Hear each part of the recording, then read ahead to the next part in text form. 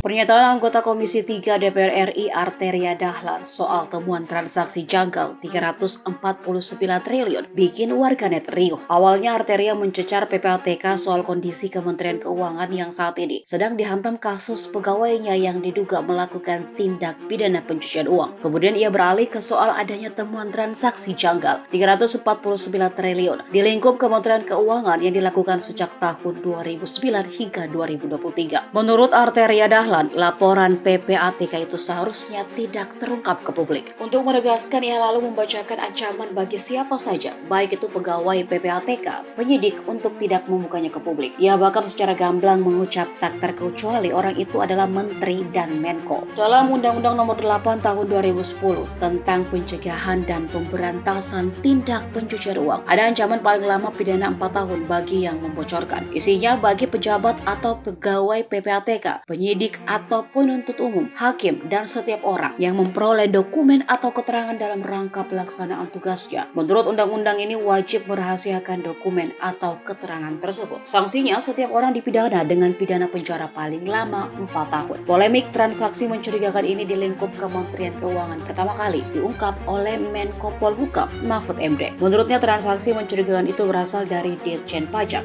dan Bea Cukai Kementerian Keuangan. Saya bacakan pasal 11, Pak.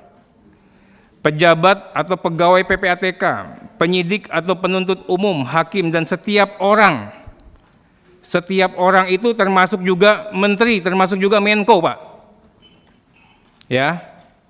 Yang memperoleh dokumen atau keterangan dalam rangka pelaksanaan tugasnya menurut undang-undang ini wajib merahasiakan dokumen atau keterangan tersebut. Sanksinya, Pak, sanksinya setiap orang itu dipidana dengan pidana penjara paling lama 4 tahun. Ini undang-undangnya sama, Pak. Ini serius.